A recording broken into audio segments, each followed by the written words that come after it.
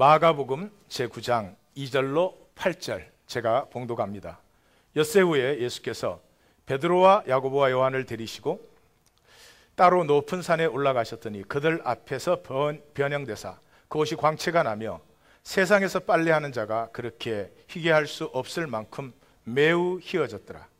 이에 엘리야가 모세와 함께 그들에게 나타나 예수와 더불어 말하거늘 베드로가 예수께 고하되 라삐여 우리가 여기 있는 것이 좋사오니 우리가 초막 셋을 쥐때 하나는 주를 위하여 하나는 모세를 위하여 하나는 엘리야를 위하여 하사이다 하니 이는 그들이 몹시 무서워하므로 그가 무슨 말을 할지 알지 못함이더라. 그는 베드로예요. 그래서 don't know what to say 그런 그 뜻입니다. 마침 구름이 와서 그들을 덮으며 구름 속에서 소리가 나되 이는 내 사랑하는 아들이니 너희는 그의 말을 들으라 하는지라 문득 둘러보니 아무도 보이지 아니하고 오직 예수와 자기들 뿐이었더라. 아멘. 오늘 본문에 예수님이 변형되사 예수님의 원래 영광의 모습이 나타나셨는데 그 영광의 모습이 나타나신 것을 보니까 모세와 엘리야가 나타내고자 했던 그것을 예수님이 나타내시는 예수님의 나타나심 속에 모세와 엘리야가 나타내고자 했던 것들이 예수 속에 있었음을 제자들이 만나게 되는 그런 본문을 우리가 읽었습니다. 오늘 들어가는 질문은 당신은 기적을 누리며 사십니까? Are you enjoying the miracles of life? 기적은 우리에게 감동을 주고 환희를 주고 무엇보다도 생명을 새롭게 살 수 있는 나 자신과 세계가 새로워지는 이런 역사를 우리에게 일으킵니다. 생각해 보십시오. 나인성 과부의 아들이 죽었다가 살아났습니다. 그 엄마가 얼마나 힘을 얻었겠습니까? 그 자신도 물론이겠죠. 12의 혈류병을 앓던 여인이 병이 나았습니다. 어떨 것 같습니까? 전혀 새로운 삶을 살 것입니다. 이전에 살던 삶을 계속 살지 않을 것입니다. 이렇게 기적은 우리에게 감동과 환희와 무엇보다도 생명의 새로운 기운을 우리에게 불어넣어 줍니다. 오늘은 예수님의 기적 얘기를 나눕니다. 먼저 기적의 의미부터 우리가 한번 생각해 보십시다. 제가 항상 말하듯이 식사 한 끼가 기적입니다. 제가 기적을 일반화시키는 것이 아닙니다. 잘 들으십시오. 오늘 아침도 우리가 식사를 했습니다. 이것이 수만 개, 심지어는 수십만 개의 요소들로 다 분리되어집니다. 그리고 이것이 보내져야 될 때 우리 체내 안에서 다 보내집니다. 그리고 필요하지 않은 것은 여러 경로를 통해서 다 배출을 시킵니다. 이것이 이루어지고 있기 때문에 오늘 우리가 이 자리에서 이렇게 만나고 있습니다. 나의 존재 자체가 기적이죠. 뭐 쉽게 얘기하면은 우리 정자가 하나 잉태될 때 뭐 몇백만 분의 일, 몇십만 분의 일의 경쟁을 뚫고 수태가 되는 거죠. 꼭 그런 얘기뿐만이 아니라 나라고 하는 한 존재가 있기 위해서 사실은 이 우주의 모든 것이 펄사이스하게 정확하게 그렇게 있었습니다. 오늘 제가 명상에 얘기를 하나 넣었습니다. 이 추루 스토리입니다. 기가 떨어져 나갈 정도로 추운 날씨였다. 아버지의 유품인 한복을 가지고 전당포 앞에 섰다. 머뭇거리는 나를 안경 너머로 보고 있던 전당포 주인이 먼저 말을 걸었다. 무슨 일이냐? 이것을 부탁합니다. 어디서 가지고 온 거지? 서울 올라올 때 어머니께서 주신 겁니다. 갑자기 꿍 하고 꿀밤이 날아왔다. 어이가 없었다. 주인 아저씨는 아버지의 유품을 가지고 오는 녀석이 어디 있냐 하면서도 부스럭부스럭 돈을 내주셨다. 이 친구 밥 좀 주지. 주인 아저씨가 안을 향해 소리쳤다. 안에서 나온 부인이 나를 데리고 들어가 구수한 된장찌개로 줄인 배를 채워주셨다. 주인 아저씨는 말했다. 아무리 늦어도 좋으니 이것만은 꼭 찾아가거라. 그 뒤 익숙치 않은 공장 일을 하며 나는 야간 대학에서 공부할 수 있었다. 세월이 흐른 뒤 나는 고기 한 건과 소주 한 병을 사들고 전당포를 찾아갔다. 어떤 얼굴로 맞아주실까 하는 생각에 발걸음도 가벼웠다. 그러나 나온 사람은 주인의 아들이었다.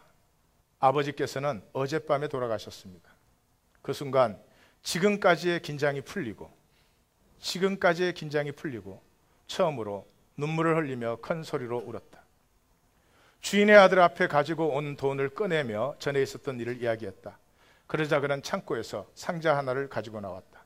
거기에는 주름 하나 없는 내 아버지의 한복과 함께 이자는 필요 없다라고 적힌 쪽지가 놓여 있었다. 어려워서 아버지 유품을 가지고 전당포에 갔습니다. 자기를 긍휼하게 대접해 주면서 다른 건 몰라도 이건 꼭 찾아야 된다. 자기의 삶의 길과 자기 아버지의 삶의 길과 이런 것을 소중하게 여겨주는 그 전당포 주인 아저씨, 자기에게 소중함으로 다가온 그 말씀과 약속이 힘이 되어서 공장에서 일을 하면서도 어렵게 야간 대학을 다닌 자신의 삶, 자기 아버지와 엄마와 자신의 삶, 그 속에 있는 무한한 요소들이 정확하게 어우러져서 이 감동의 순간을 만들어낸 것입니다.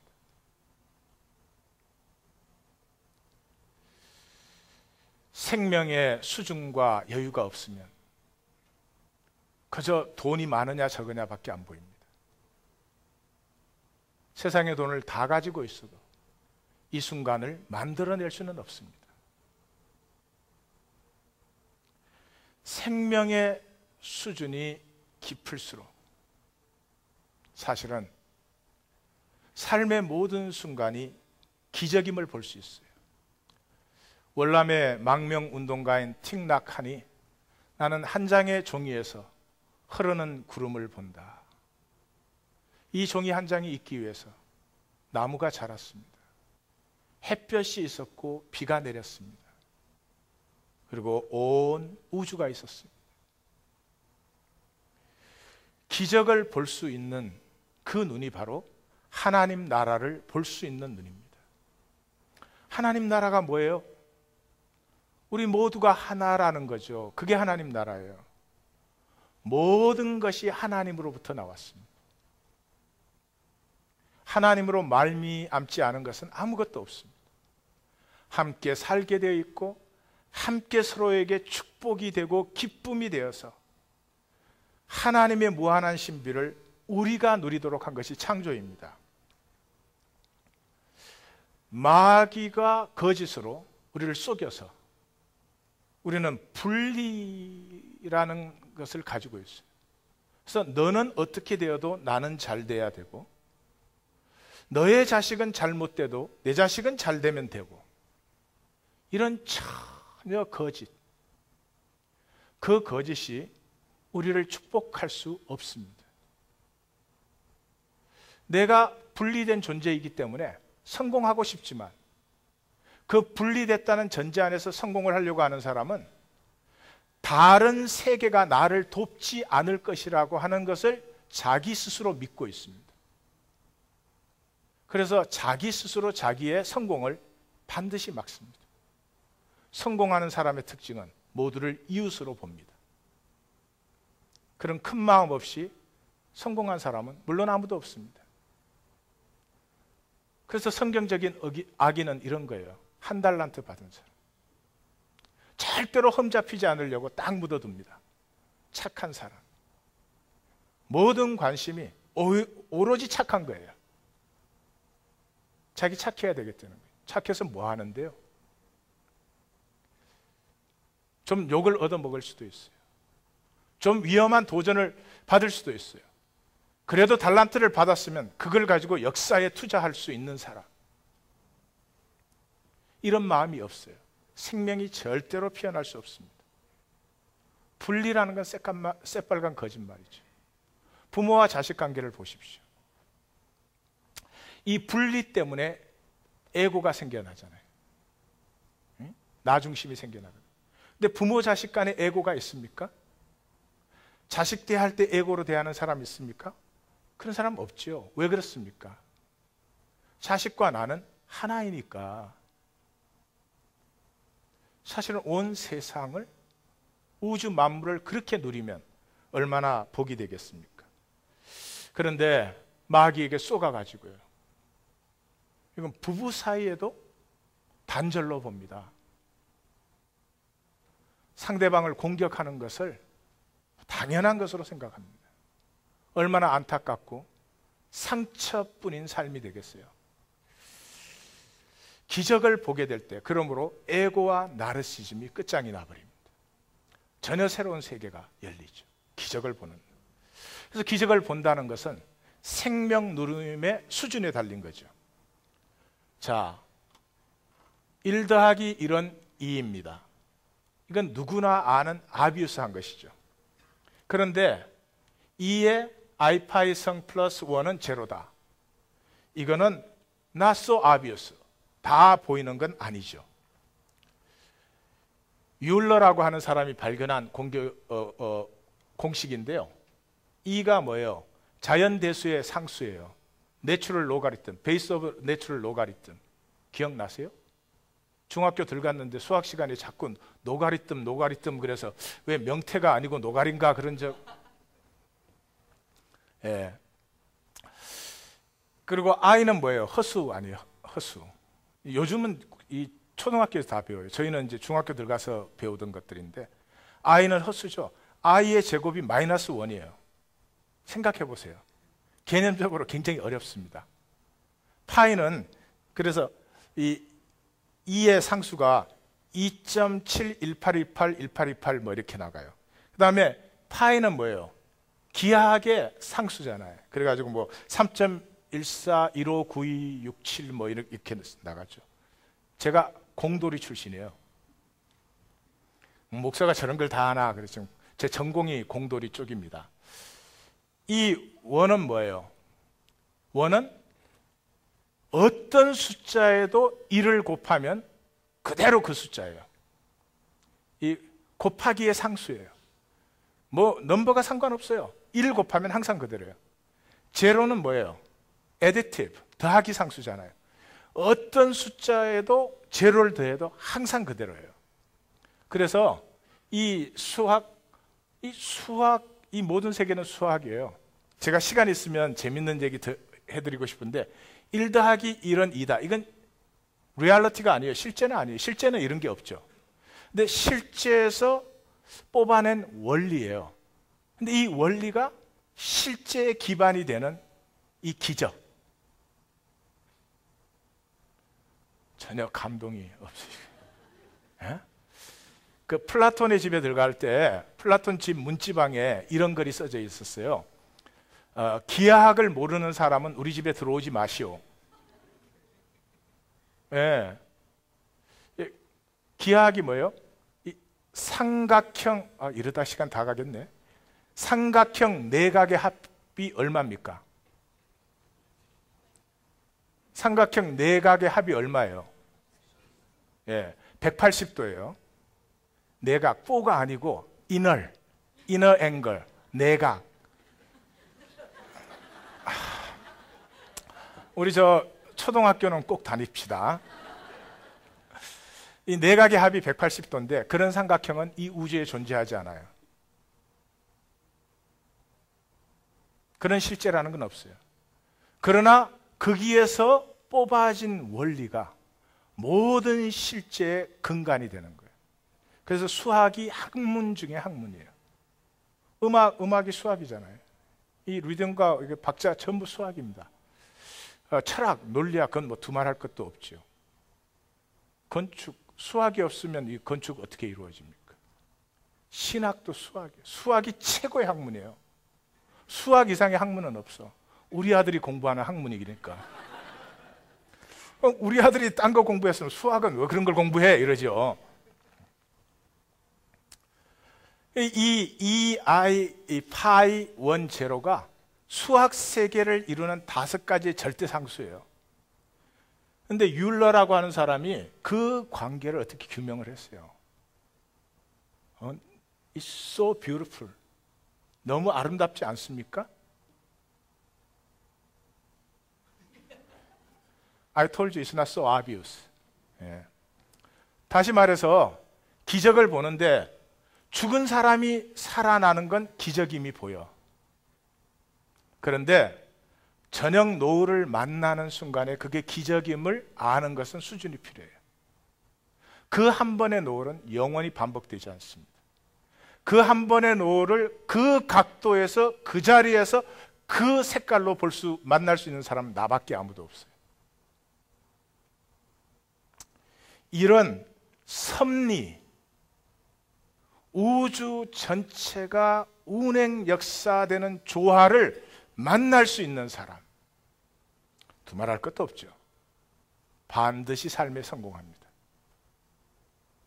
자기 자신을 알 수 있게 됩니다. 세계를 알 수 있게 됩니다. 복된 길로 나아갑니다. 절대로 복되지 않은 길로 나아가지 않습니다. 그럼 문제가 뭔 줄 아십니까? 대부분의 사람은 길을 써서 마음을 다하고 성품을 다하고 힘을 다해서 복되지 않은 길로 갑니다. 말려도 갑니다. 옆에 분에게 말릴 때 그만합시다.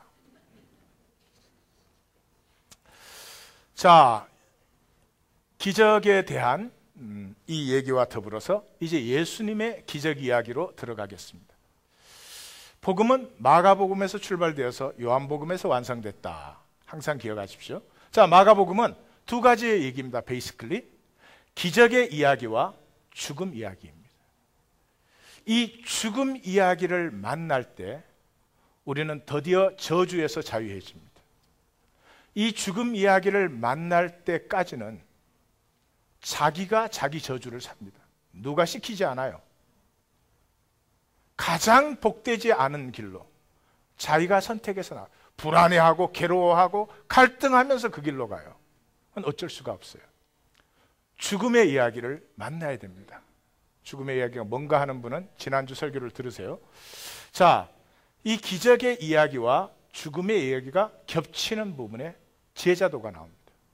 그래서 제자도에는 기적의 이야기를 괄호처럼 싸고 가운데 귀신을 쫓아내는 축기 이야기를 넣은 다음에 그 사이에 3번의 십자가를 선포하는 것으로 그렇게 되어 있습니다. 자, 요한복음으로 가보십시다. 기본 구조가 똑같은 걸 볼 수 있습니다.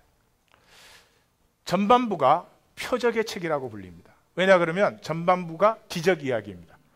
요한복음은 7개의 선택된 기적 이야기를 우리에게 보여주는데 기적이 아니야. 표적이야. 사인이야. 그렇게 기적을 첫 번째 표적, 두 번째 표적 이렇게 선포하고 있기 때문에 표적의 책이라고 불러요. 후반부를 영광의 책이라고 불러요. 이게 죽음 이야기예요. 예수님이 십자가가 다가오면서 아들이 영광을 받을 때가 왔다. 아버지여, 아버지가 영광을 받을 때가 왔사오니. 이렇게 십자가의 죽음을 계속 영광이라고 부릅니다. 그래서 이 죽음 이야기를 영광의 책이라고 부릅니다.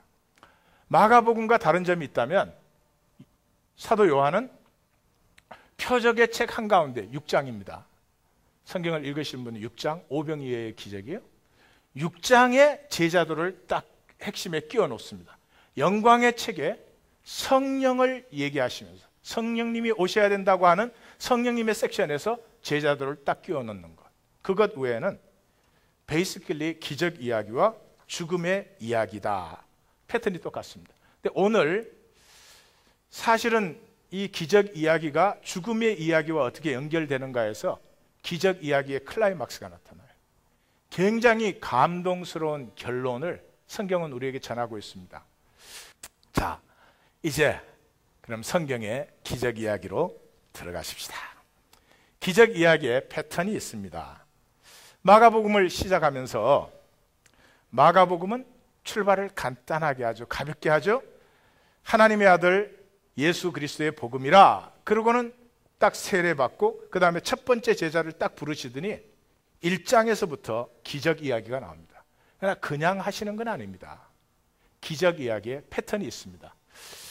나사렛 예수의 사역이 출발하자마자 가버나움에서 춥기, 귀신을 쫓아냅니다.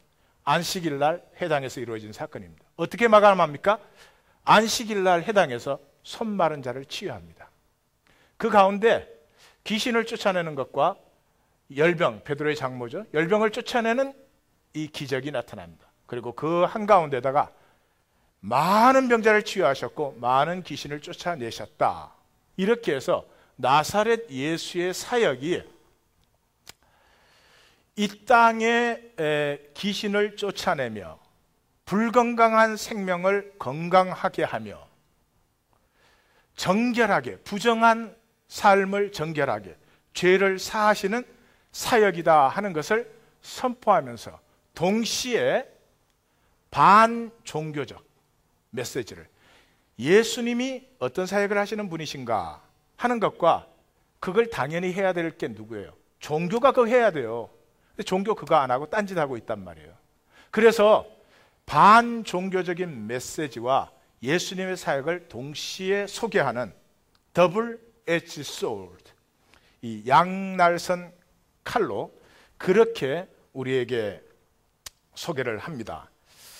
자, 그러면 이제 그렇게 서론이 끝난 다음에 예수님의 본격적 사역이 시작됩니다. 본격적 사역이 시작된다는 말은 귀신이 예수님을 하나님의 아들로 고백합니다. 뿐만 아니라 12제자 선택이 완성됩니다. 그렇게 되면서 바알세불이 들려서 한다라고 하는 적들의 공격이 시작되고 가족들도 예수님에 대해서 근심하고 불신하기 시작합니다. 과연 저는 누구냐? 과연 저는 누구냐 하는 호기심이 솟구친 그 상태에서 예수님은 하나님 나라의 비유를 사람들에게 선포하십니다. 볼 수 있는 사람 볼 수 있죠? 그러면서 이제 사역이 나타납니다. 전부 기적이죠.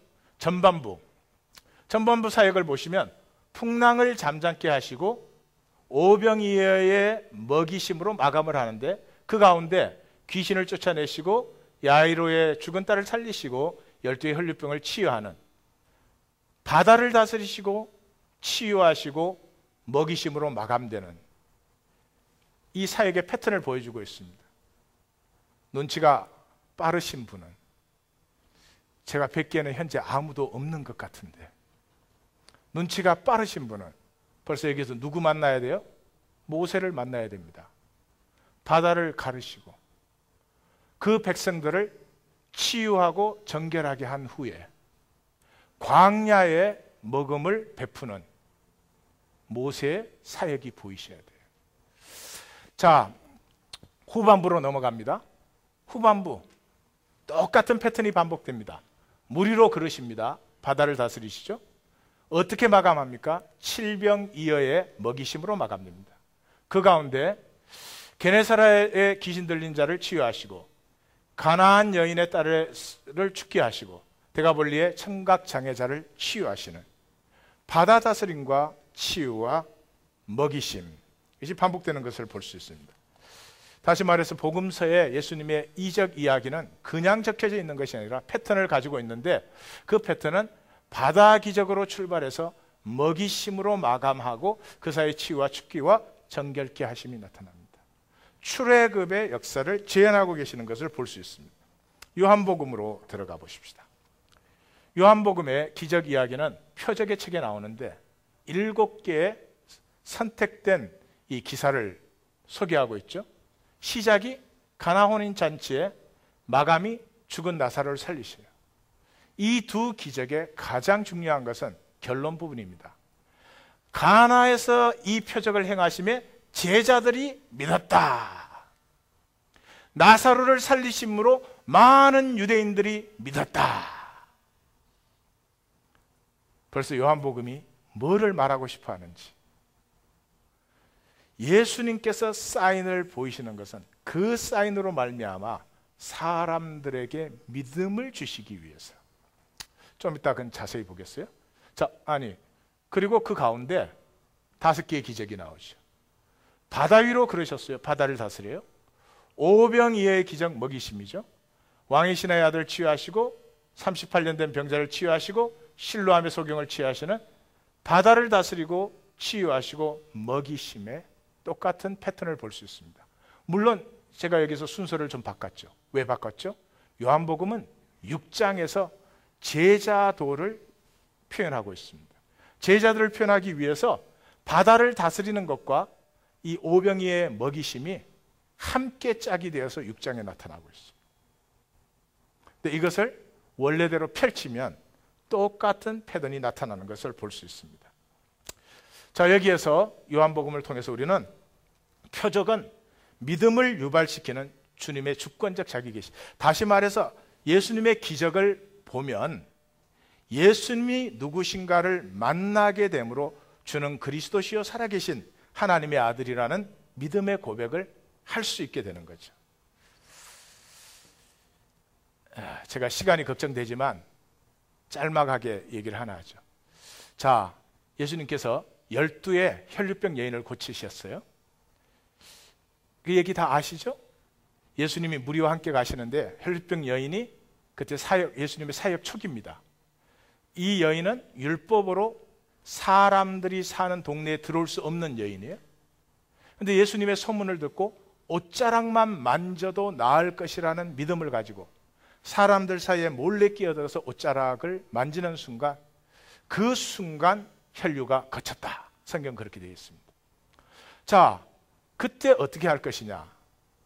만약에 제가 예수님이었다면 전 조용히 보내줍니다. 저는 원래 사람이 착하죠. 인격이 좋지요. 그 율법을 지금 범한 거 아니에요, 여인이. 근데 지금 웃으신 분은 왜 웃으신 거예요? 응? 조용히 갈 수 있도록 해줄 거예요. 근데 예수님은 또 자기를 자랑해야 돼. 에고가 있어가지고. 나르시즘.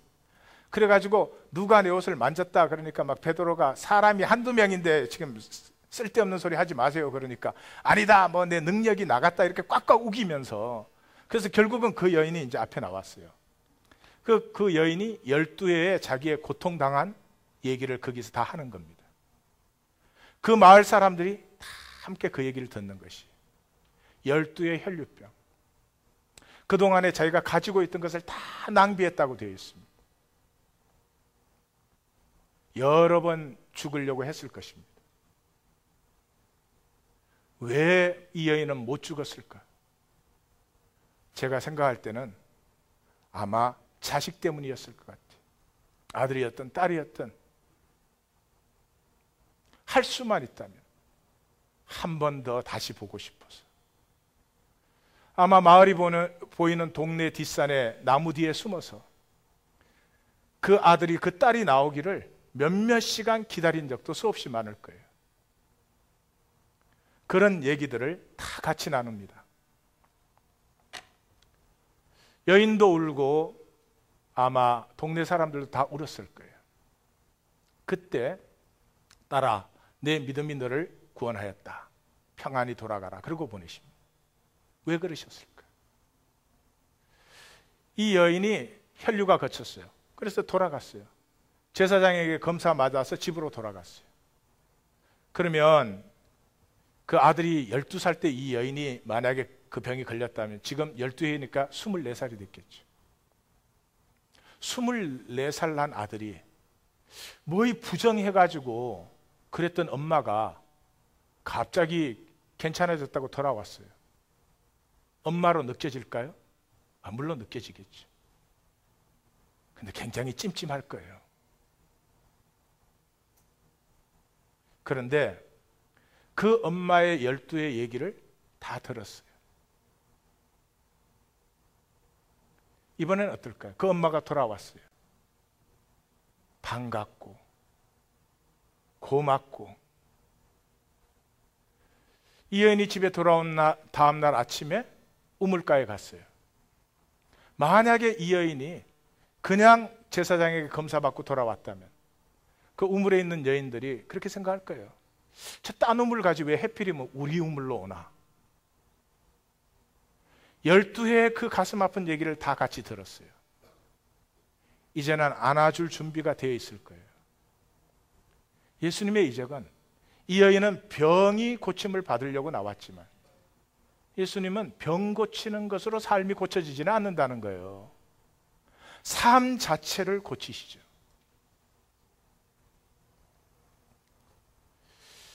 예수님의 기적을 만나면 그 기적 안에서 예수님이 누구신가를 만나게 됩니다. 그래서 기적이 믿음을 유발시켜요. 근데 오늘 교회 안에서는 이걸 거꾸로 만들어놨어요. 믿음이 있으면 기적을 유발시키는 줄 알아요. 그래서 무슨 뭐 치유의 은사가 있다든지 뭐 얼토당토 아는 뭐를 또 얘기를 해준다는 등 나한테 와요. 얘기해 드릴 테니까. 우리가 들을 얘기는 하나지. 정신 차려. 무슨 얘기가 더 필요해요? 예? 그런데 그러면은 특별한 능력이나 있는 줄 알고 그런 데를 쫓아다닙니다. 그리고 믿음만 세면 기적이 일어날 줄 알고 그 믿음을 어떻게 세게 해보려고. 세서 좋은 것도 많지만 믿음이 세서 뭐가 도움이 될 게 있다고. 베드로가 그랬잖아요. 우리에게 믿음을 더하여 주옵소서.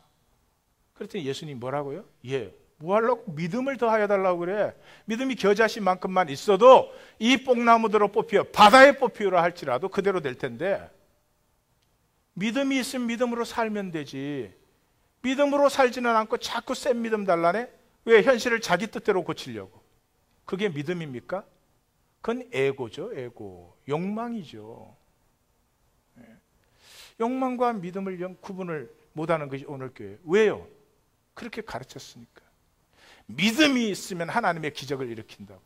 그리고 돌아다니는 부흥사님들이 지금도 얼마나 많습니까? 마가복음을 보세요. 기적들 중에 믿음이 기적을 불러일으킨 경우는 한 건도 없습니다. 병자의 믿음에 기적이 일어난 게 두 번 있어요. 12의 혈류병을 앓는 여인과 그 다음에 바디메오가 눈 뜨는 사건에서. 그것도 사건을 자세히 읽어보시면 믿음 때문에 이적이 일어난 건 아니에요. 믿음으로 나왔을 때 주님이 이적을 행하신 거죠. 제3자의 믿음 때문에 기적이 일어난 경우가 3번 있어요. 그 중풍병자 친구들이 메고 왔을 때, 그 다음에 야이로의 딸 아버지가 대신 나왔죠. 그 다음에 귀신 들린 아들의 아버지가 나와서 아들 대신. 제3자의 믿음 때문에 기적이 일어났지만 그것도 잘못된 표현이에요. 3자의 믿음, 그 3자가 이것을 가지고 주님 앞에 나왔지만 그 믿음 때문에 주님이 이적을 행하신 건 아니에요. 주님께서 이적을 행하시는 건 자기를 계시하시기 위해서.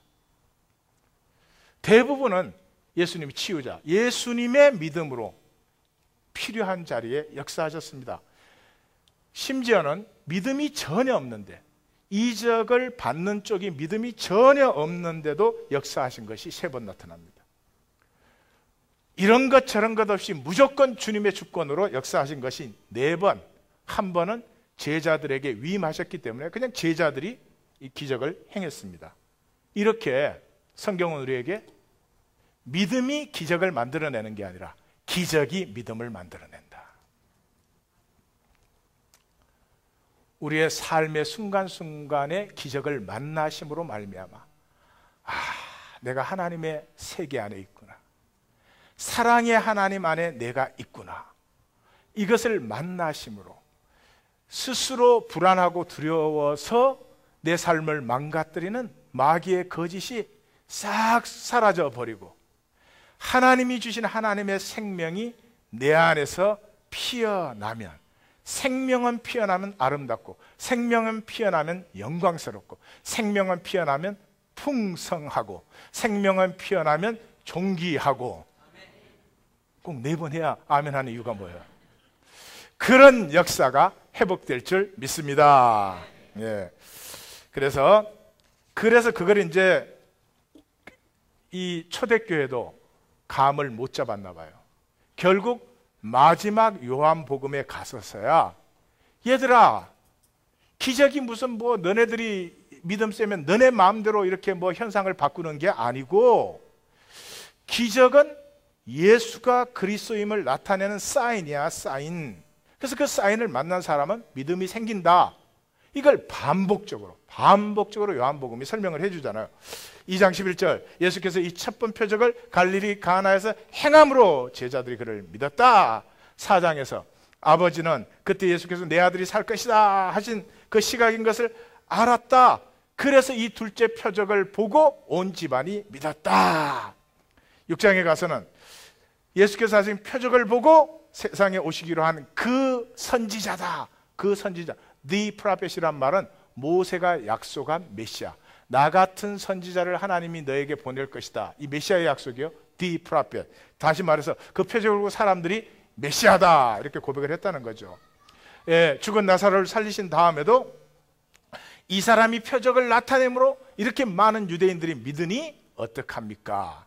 제일 마지막에 가서 20장에 가서는 뭐라고요? 요한복음을 기록한 최종 목적을 예수께서 이 책에 기록하지 않은 다른 많은 표적도 제자들 앞에서 행하셨다. 그러나 여기에 이것이나마 기록한 목적은 여러분으로 하여금 예수가 그리스도시요 하나님의 아들이심을 믿게 하려고, 그래서 이 표적을 7개 골라서 적었사오니 잘 만나시고 믿으심으로 생명의 부요를 풍성하게 누리시기를 간절히 바라마지 않사옵나이다. 이건 순전히 제 번역입니다. 자, 이번엔 구약으로 가보십시다. 구약과 예수님의 기적.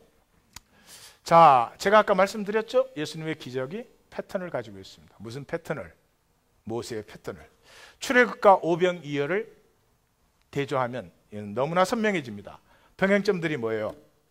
모세가 홍해를 갈랐죠. 예수님 풍랑을 잠잠케 하시고 바다 위로 걸으셨죠.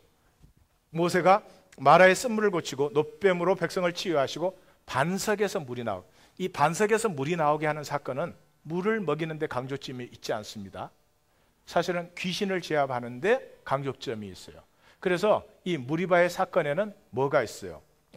격동케 한다는 단어가 나와요. 격동. 백성들이 그냥 물이 없는 게 아니고 격동하였어요. 근데 그걸 다스린 모세가 나중에 자기가 격동을 해요. 하나님 앞에서 그 어두운 영의 역사를 이렇게 나타내는 거죠.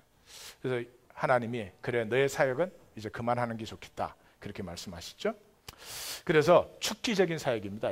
이 무리바의 반석에서 물이 나오는 것은 그렇게 하셨죠. 예수님께서 치유하시고 축기하시고 정결 제사함을 하시죠. 모세가 광야에서 백성을 먹였죠. 예수님도 광야에서 백성을 먹였죠. 동기와 형태도 보시면 모세가 목자 없는 양과 같이 되지 않게 하옵소서 그렇게 기도했죠. 예수님께서 백성을 먹이신 이유가 목자 없는 양 같음으로 인하여서 이를 민망히 여겨서 먹이셨어요. 모세가 1000명씩 100명씩 50명씩 때로 나누었어요. 예수님께서 오병이의 기적을 행하실 때 100명씩 50명씩 때로 나누어 앉게 하셨어요. 그냥 복음서 적고 있는 게 아니죠. 지금 이 복음서에 예수님의 기적을 읽을 때 성령님은 우리가 무엇을 보기를 원하는지 정확하게 표현하고 있어요. 모세가 광야에서 이 먹이심의 기적을 베푼 것과 같이 예수님께서는 빈들, 에레모스, 빈들에서 먹이셨습니다. 광야, 빈들 같은 단어입니다. 근데 예수님의 이적에서 다른 점은 뭐냐 그러면 예수님의 오병이의 기적은 푸른 잔디 위에서 에피토크로 콜토라고 하는 푸른 잔디라고 하는 이 여러분 상상 한번 해보세요. 유대 광야는 새빨간 돌과 흙과 그거밖에 없는 사막입니다. 강우량이 거의 없는 흙먼지 날리는.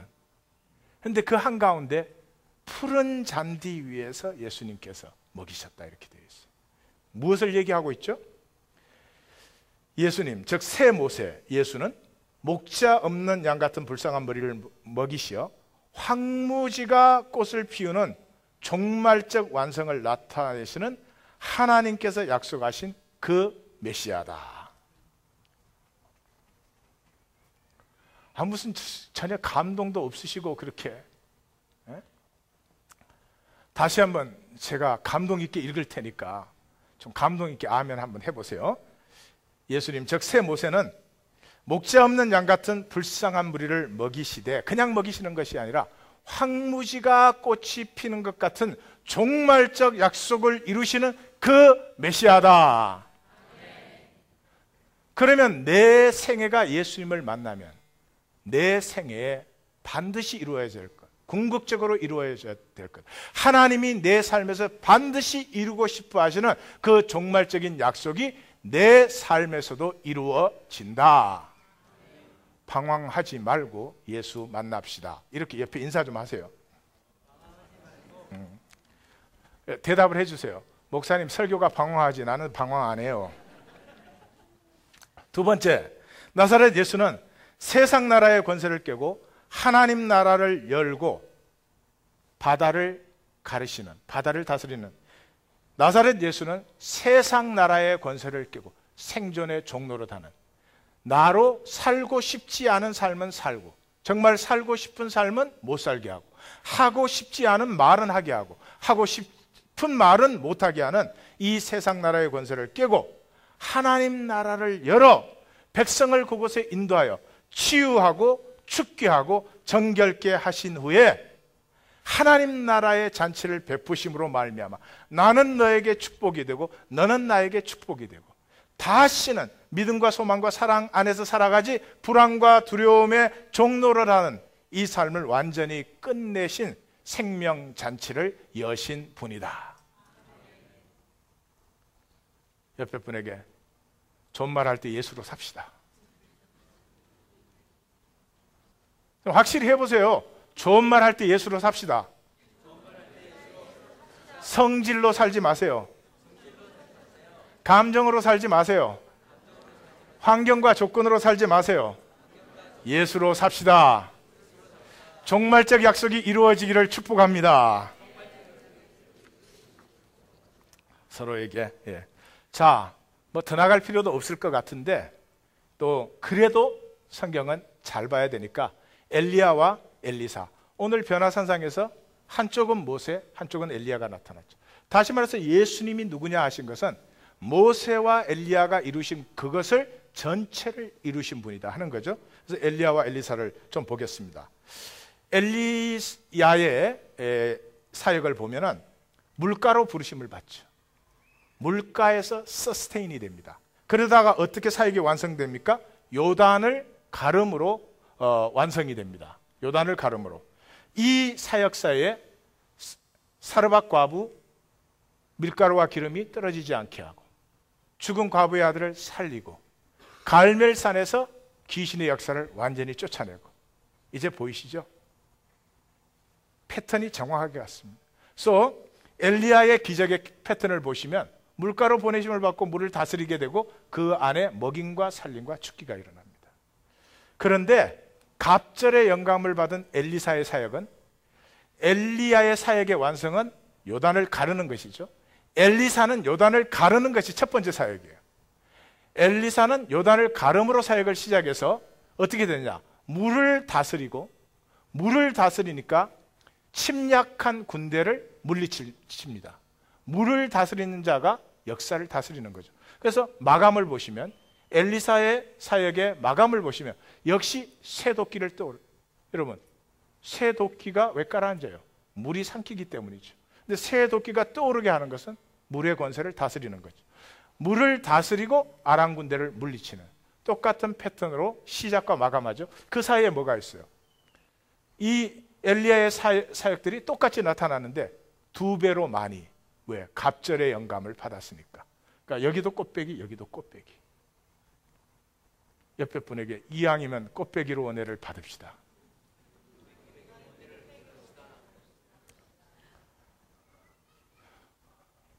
갑절의 영감이 더하시기를 주의 이름으로 축원합니다. 그래서 거기에 보면은 그 제자의 아내 기름병이 떨어지지 않게 하고, 죽은 수냄 여인의 아들, 거의 같지 않습니까? 들호박국을 끓였는데 독이 있는데 독을 해소하고, 보리떡 20개와 채소로 100명을 먹이고, 나아만의 문둥병을 치유하고. 그런데 놀라운 것은 이 호박국을 먹이고 100명을 먹이는 이적 속에 뭐가 있어요? 무리에게 주어 먹게 하였더니 독이 있어서 독을 해독해서 무리에게 주어 먹게 하였다. 보리떡의 기적 속에서 무리에게 주어 먹게 하라, 무리에게 주어 먹었다. 여기에 써진 무리에게 주어 먹었다는 것은 오병이어에 예수님이 쓰신, 예수님 기사에 써진 단어가 정확하게 반복되는 걸 볼 수 있어요. 그러니까 복음서 기자가 그냥 쓰고 있지 않아요. 그냥 쓰고 있는 것이 아니라 이 예수님의 이적을 통해서 하나님의 약속이 어떻게 나사렛 예수 안에 완성되고 피어나는 것을 보라는 거죠. 그래서 변화산의 표적을 보시면 예수님의 영광의 모습이 나타났을 때 이것이 모세와 엘리야가 그 하나님 앞에 지향했던 그 사역을 예수님께서 종말적으로 완성시키는 그 영광의 충만을 보여주고 있습니다. 자, 결론. 예수님의 기적은 표적으로서, 오늘 전반부만 한다 그랬죠? 기적이 표적이에요. 사인이에요. 무슨 사인이냐? 첫째, 바다를 갈라요. 성경의 바다는 혼돈과 공허와 흑암의 깊음을 표현하죠. 바다를 갈라요. 지금 바다가 어디 있어요? 우리 안에 있어요. 우리 안에 혼돈과 공허와 흑암이 가득해서 무엇을 살아야 될지를 몰라요. 어떻게 살아야 될지 몰라요. 내가 정말로 무엇을 살고 싶은지 몰라요. 그냥 불안과 두려움에서 무조건 도망치는 거예요. 무조건. 그래야 살 것 같아. 그래서 무지하게 바쁘게 살아요. 정신없이 살아요. 남의 말 안 들어. 설교도 안 들어. 주일 와서 설교 듣는 줄 알아요. 정말로 그 말씀 없이는 절대로 살 수 없다는 말씀을 저로서는 부족하지만 증거하고 있는데 설교 들으러 오세요. 설교. 그래서 자기가 이해하면 된 줄 알아요. 살자고 나누는 말씀. 우리 불안과 두려움에서 온, 수치심에서 온 이 혼돈과 공허와 흑암의 깊음 어떻게 사라집니까? 공부 많이 하면 사라집니까? 종교적으로 도 닦으면 사라집니까? 절대로 그렇지 않습니다. 나사렛 예수의 죽음의 이야기, 아가페의 죽음, 나를 사랑하셔서 자기 전체를 쏟아부으신 이 사랑의 얘기를 만날 때만 내 안에 케아스, 이 혼돈이 드디어 깨어집니다. 이것이 깨어지면서 하나님의 나라가 열립니다. 출애굽할 수 있어요. 영적 출애굽이에요. 이게 더 이상 불안과 두려움 때문에 사는 삶이 아니라 소망을 향해서 나아가는 삶이 출발되어집니다. 어디에서? 나사렛 예수의 십자가에서. 보이시기를 주님의 이름으로 축원합니다. 두 번째, 우리는 그렇게 구원을 받았어도 세상 가운데 육체로 살아야 됩니다. 그리고 이 육체의 삶은 치유가 필요합니다. 죽기가 필요합니다. 성도님들은 어떻습니까? 저는 목사입니다. 제 생각과 싸우는데 예수의 이름으로 결박하노라. 이걸 하루에 수천 번을 해도 모질할 때가 있습니다. 성도님들은 어떻게 사십니까? 넉넉고 정신없이 느낌대로, 욕심대로 그렇게 하루를 보내시면 산 게 아닙니다. 불안과 두려움에 총노릇 하신 것이죠. 치유가 필요합니다. 죽기가 필요합니다. 정결이 필요합니다. 그것을 주님이 나와 함께 하시면서 이루어가는 것이죠. 그리고 마지막으로 하나님 나라의 잔치에 드디어 참여하게 하십니다. 드디어 하나님께서 베푸시는 잔치자리로 우리를 초청하시어서 더 이상 생존의 종로로 가는 것이 아니라 생명 피어나는, That's the only thing we need. 다시 한번 말씀드려요. 우리의 생애에 필요한 것은 출세하는 것이 아니고요. 출세해야 되고 할 수 있습니다. 성공해야 되는 것이 아니고 성공할 수 있고 합니다. 그러나 그것이 우리의 목표는 아닙니다. 우리의 목표는 그런 것들이 다 따라오는데, 목표는 뭐냐 그러면 하나님의 생명을 나에게 주셨기 때문에 내게 주신 하나님의 생명이 피어나는 것입니다. 내 안에서. 그러면 아름답습니다. 그러면 존귀합니다. 그러면 영광스러움이 나타나는 것입니다. 이것은 다른 것으로 되지 않습니다.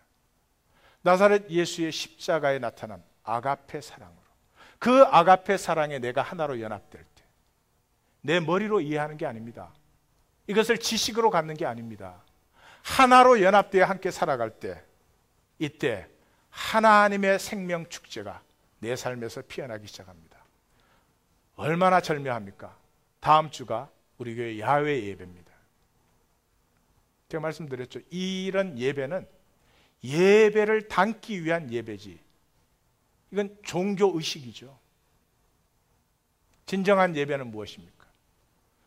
나도 축복의 통로요, 당신도 축복의 통로요. 하나님의 사랑으로 내가 당신을 만나서 함께 기뻐하며 당신도 나를 기뻐하며 우리 모두 함께 잔치에 참여하는 것, 이것이 예배인 것입니다. 다음 주 야외 예배가 하나님의 잔치를 체험하는, 성령님의 코이노니아를 체험하는, 영과 진리의 예배를 체험하시는 자리가 되실 줄 믿습니다.